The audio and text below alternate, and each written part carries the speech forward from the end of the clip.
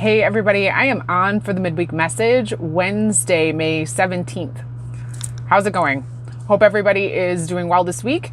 And the energy of late is moving a bit out of the sludgy sort of back and forth spinning your wheels energy since Mercury has now gone direct.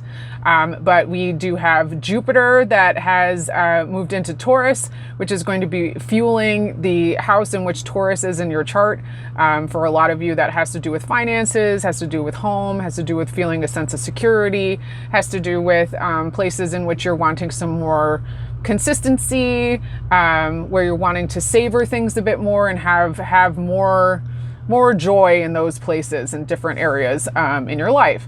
So that's another thing that's moving on here. We also have an uneclipsed new moon in Taurus that is coming up the 19th.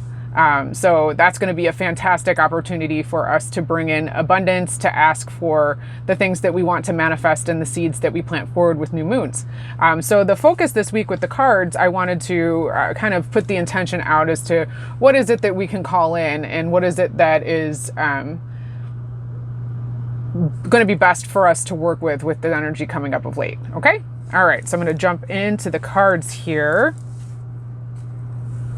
All right, so group one, if you chose one, your card is the ever unfolding rose. Cracked open. It isn't happening. It's happening for you, not to you. I knew I was saying it incorrectly. So what's happening here? One, you're in a space where you're in the surrender space. Head back, chest, belly exposed, arms away from the chest, completely open and in a sense of surrender. At least that's where your spirit is wanting to go, is wanting to be in a state of surrender. Where unfortunately what's happening with one is that you guys are kind of holding on and kind of beating a dead horse here. You're carrying weight that should be dropped, even though you feel like it's kind of like, all right, here's an example. Grey's Anatomy. Been on for forever, decades, right? I started watching that show at one point and consistently watched it because it became a routine. Not necessarily because I liked it, but because I put so much time in. And then I ended up continuing to watch it. Even though it was terrible, it wasn't anything I really wanted. No offense to Grey's Anatomy. There's highs and lows, okay? There's highs and lows. Same thing with Game of Thrones. I'm going to get some shade for this. But it's just like you invest a bunch into this and you feel like, no, I'm seeing this through. I don't care if it's not serving me or if it's not something I really want or it's not entertaining to me anymore or I'm disappointed that they changed things because it was better before. Where you feel like you have to complete something. That's kind of what's going on here. It's not happening to you, it's happening for you. So that's not to spiritually bypass and say that shitty things that are happening to you, are because you're bringing them to yourself purposefully. It's just that the conditions are right and you're in a frequency that says this is what we can handle right now. You can move out of that space, but it's going to require you to get into a very vulnerable position where you're going to have to let some shit go. And what you're going to have to let go is the illusion that you have control over anything, because you really don't. The only thing you have control over is how you react. That's it. The only control you have is how you respond rather than react. And sometimes we get into a space where we act impulsively, we act out of habit, we act out of shoulds, we act out of expectations from other people externally, when really seeking your own guidance would say, it's time for us to put this down. I've tried everything all these other ways, but I haven't tried letting it go. Maybe this is your sign to just let it go. Because this is where you can bloom and fully open. Look at the wonderful light that's coming through here. Doesn't it draw your eyes up to go out the window, to go through the path? Let yourself release. Okay, one? Okay. Two. Group two. If you chose to, your card is protection.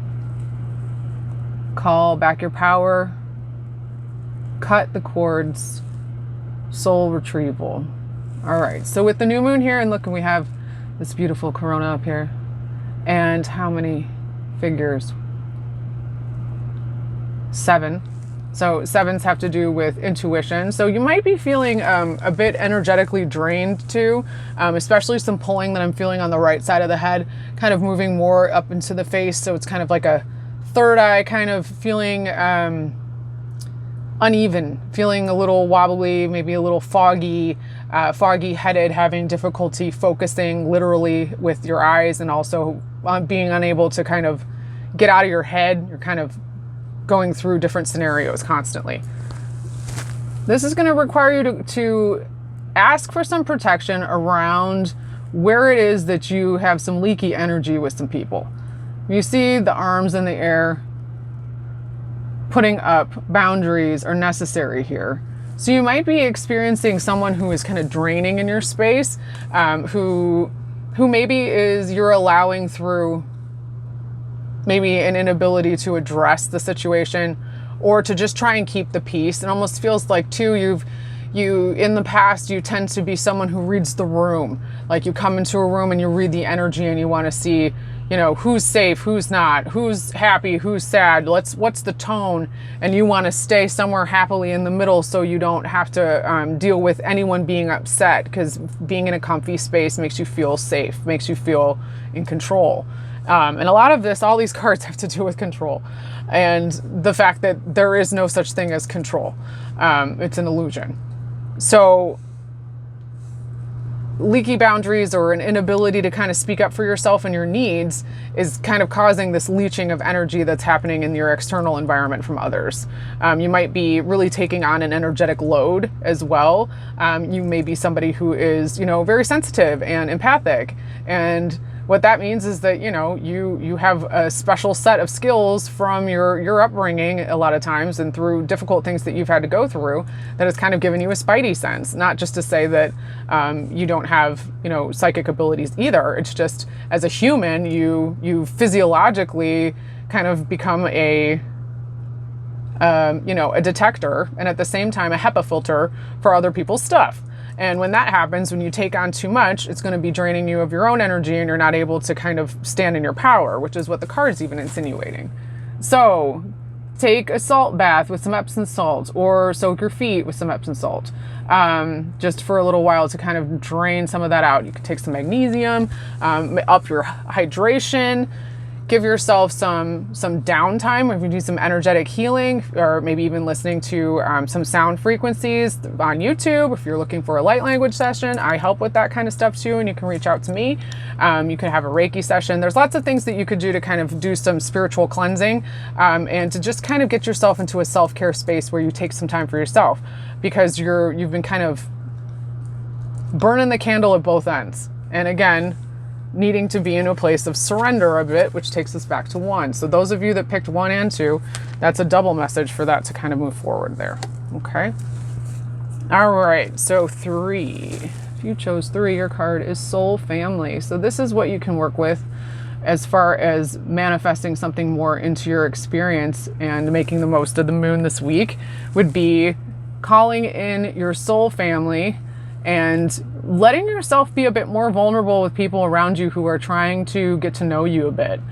This is a little bit out of your comfort zone, and there's people who are coming into your space 3 that they feel good to you. Like, you really like them, and you're cool with that, but you also kind of know that they have some knowledge, or they perceive you in a way that other people don't. And you might be meeting those people more often now, where you're cool with a bunch of people, you're generally, agreeable with groups, but this new person or new couple people that you're hanging out with or have come into your space somehow, whether it's through someone has introduced you to this group of people, maybe you're starting to take part in something that involves you with a different set of people who like something different that you might not have ever had a social event with, or been in a place where you needed to communicate with them.